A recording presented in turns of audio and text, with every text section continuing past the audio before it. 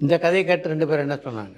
ராகவா லாரன்ஸ், எஸ்.ஜே. சூர்யா. லாரன்ஸ் சாருக்கு இந்த கதை ஃபஸ்ட்டே தெரியும். ஏன்னா வந்து அவருக்கு தான் ஃபஸ்ட்டு ஆரம்பிச்சேன் நானு. இந்த வந்து நான் சொன்னேன் முதல் ஜிகர் தண்டாவே அவர் புகழ் நடிக்கிறதா ஜெயந்தா இருந்தது நடிக்கிற இல்லையா? வந்து நடிக்கலைன்னு சொல்லிட்டாரு அவரு. அப்புறம் படம் பார்த்துட்டு அவருக்கு அத மிஸ் பண்ணிட்டோன்ற ஃபீல்னால எனக்கு ஃபோன் பண்ணி, நம்ம கண்டிப்பா ஒண்ணு பண்ணலாம் அப்படின்னோன, இல்ல சார் நான் ஏற்கனவே நான் ஃபிலிம் பண்ணிட்டுருக்கேன் அப்படின்னோன, இல்ல அடுத்த படம் நம்ம பண்ணலாம்னு சொன்னாரு.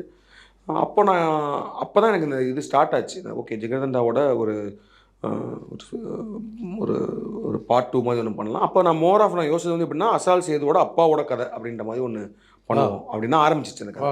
அசால் சேதுவோட அப்பாவோட கதையா ஒண்ணு வச்சுக்கலாம் அப்படின்னு. ஏன்னா, அதில வந்து ஒரு டயலாக் இருக்கும். அதில அசால் சேது சொல்லுவாரு, இது மாரி அவங்க அப்பா பத்தி, ஃபேமிலிய பத்தி சொல்லுங்க அப்படின்னு சொல்லும்போது, அவர் சொல்லுவாரு, எங்க அப்பா வந்து ஏதோ மில் விபத்துல செத்துட்டாரு நான் சின்ன வயசுல இருக்கும்போதே, அப்படின்ற மாரி. அது நான் ரேண்டமா எழுதியிருந்த டயலாக் தான் அந்த இது. ஆனா, அது பார்க்கும்போது அப்ப எனக்கு என்ன தோணுச்சுன்னா, அப்ப அசால் சேதுக்கும் அவங்க அப்பாவ பத்தி பெருசா தெரியல.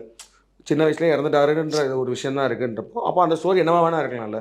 ஸோ அவங்க அப்பாவோட கதைய நம்ம ஒண்ணு சொல்லலாம் அப்படின்னு சொல்லிட்டு தான் அது ஆரம்பிச்சு.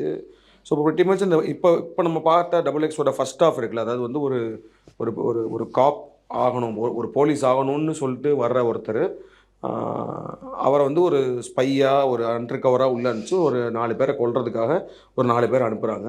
அதுல ஒருத்தர் வந்து படம் பண்றேன்ற பேர்ல வராரு அப்படின்னு. ஆமா.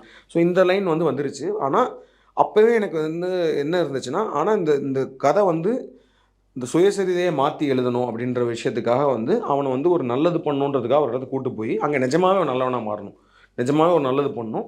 ஆனா, அது வந்து ஒரு பெரிய விஷயமா வெடிக்கணும் அப்படின்னு. ஆனா, அந்த பெரிய விஷயம் என்ன அப்படின்றது வந்து அந்த நேரத்தில ஒரு 2015ல வந்து நான் யோசிச்சது வந்து ரொம்ப எனக்கே வந்து கொஞ்சம் ஒரு ஒரு பாயிண்ட் ஆஃப் டைம்ல ரொம்ப கிளிஷேடா பட்டுச்சு. இது இது சரி வராது. இது நம்ம பண்ணணும்னா அதே நேரத்தில உடனே எவ்வளோ அவசரமா பண்ணணுன்ற அவசியமும் கிடையாது. அந்த 14ல தான் நிவேதனா வந்திருக்கின்றப்போ இம்மீடியட்டா பண்ண வேணாம்னு சொல்லிட்டு, நான் அப்புறம் லாரன்ஸ் சார்ட்ட சொன்னேன். "இல்ல sir set out work out ஆகல சார். நான் வேற ஏதாவது பண்றேன். அப்புறம் பார்த்துக்கலாம்னு" சொல்லிட்டு விட்டுட்டேன் நானு. அப்பவே அவர வச்சு பண்றதா இருந்த படம். ஆமாமா. ஓ! அப்பவே அவர வச்சு பண்றதா தான் இருந்துச்சு. ம்.